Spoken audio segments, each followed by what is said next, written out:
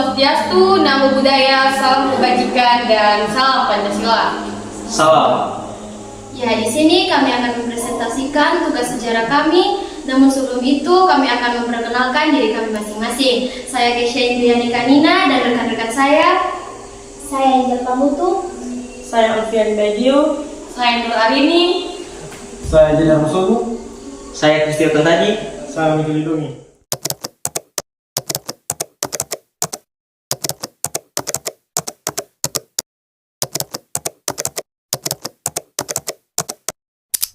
Bangsa Eropa sudah mulai masuk ke Indonesia pada awal abad ke-16. Hal ini diawali oleh bangsa Eropa di bawah kepemimpinan Alfonso yang berhasil menaklukkan pelabuhan yang menjadi pusat terpenting dan perdagangan rempah-rempah. Kedatangan bangsa Eropa di wilayah Indonesia bermula dari melonjaknya harga rempah-rempah yang ada di Eropa. Hal ini membuat banyak bangsa di Eropa berlomba-lomba untuk mencari wilayah penghasil rempah-rempah. Salah satunya adalah wilayah Indonesia. Awalnya wilayah perdagangan Indonesia didominasi oleh pedagang asal Tiongkok dan Arab. Namun bangsa Eropa mencari jalan lain sampai akhirnya berhasil tiba di Maluku. Pada masa penjajahan Portugis, negara ini mampu menaklukkan wilayah Malaka serta memperluas wilayah kekuasaannya, sehingga ke negara Asia Tenggara lainnya. Di samping itu, Portugis juga melakukan ekspansi wilayah ke Sulawesi, Maluku, sampai Nusa Tenggara, serta mendirikan pos perdagangan maupun benteng. Bukan hanya itu, Portugis juga menjalin hubungan kerjasama dengan pemimpin lokal atau raja-raja. Nah, teman-teman, di sini ada beberapa tujuan bangsa Eropa datang ke Indonesia. Masuknya bangsa Eropa ke Indonesia mempunyai sejumlah tujuan. Adapun beberapa tujuan masuknya bangsa Eropa ke Indonesia. Yang pertama, mencari kekayaan. Salah satu tujuan bangsa Eropa ke Indonesia adalah untuk mencari kekayaan. Dalam hal ini, bangsa Eropa mulai mencari rempah-rempah karena kala itu harga cenderung mahal dan dimanfaatkan untuk industri obat-obatan.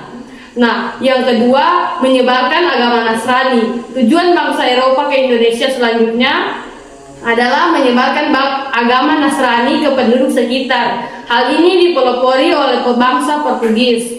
Nah, yang terakhir adalah tujuan bangsa Eropa ke Indonesia yang terakhir adalah untuk mencari kejayaan. Pasalnya, ada kepercayaan di kalangan bangsa Eropa ketika mempunyai tanah jajahan, maka negara ini terbilang jaya. Ada beberapa dampak masuknya bangsa Eropa ke Indonesia. Yang pertama, bidang politik. Mengutip dari buku IPS terpadu untuk SMP dari MTS kelas 7 semester 2 kelas 1 oleh Sri Pujiastudi DKK.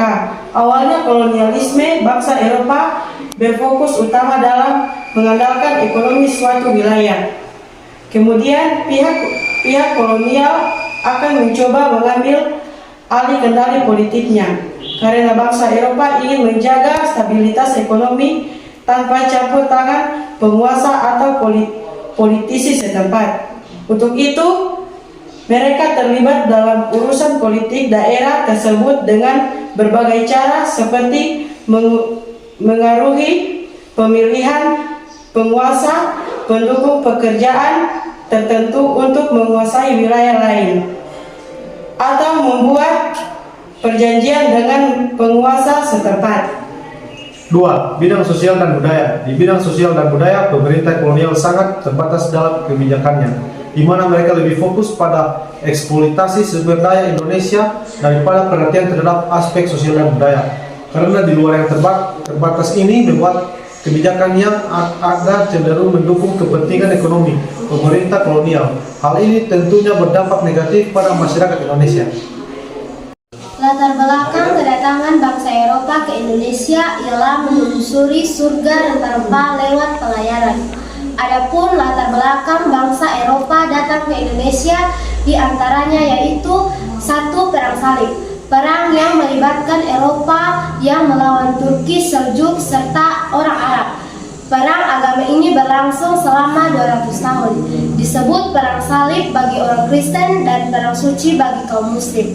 Akibat perang ini, perdagangan Asia Eropa terputus dan kekayaan bangsa Eropa semakin menipis akibat peperangan. 2. Teori heliosentrisme oleh Galileo Galilei dan Nicholas.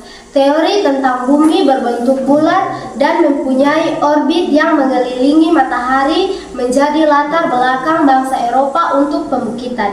3. Berniaga rempah-rempah. Akibat perang salib yang menyebabkan kekayaan bangsa Eropa menipis, maka menguasai rempah-rempah menjadi niat bangsa Eropa berlayar mengarungi samudra ke Indonesia.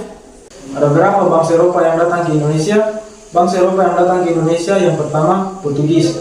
Portugis adalah bangsa Eropa pertama yang tiba di Indonesia pada awal abad ke-16. Kedua Spanyol. Spanyol juga berperan dalam penjelajahan ke Indonesia, meskipun mereka tidak seaktif Portugis dan Belanda. Ketiga Belanda. Peran bangsa Eropa dalam perdagangan rempah-rempah. Kami ucapkan terima kasih. Lebih dan kurangnya kami mohon maaf. Terima kasih.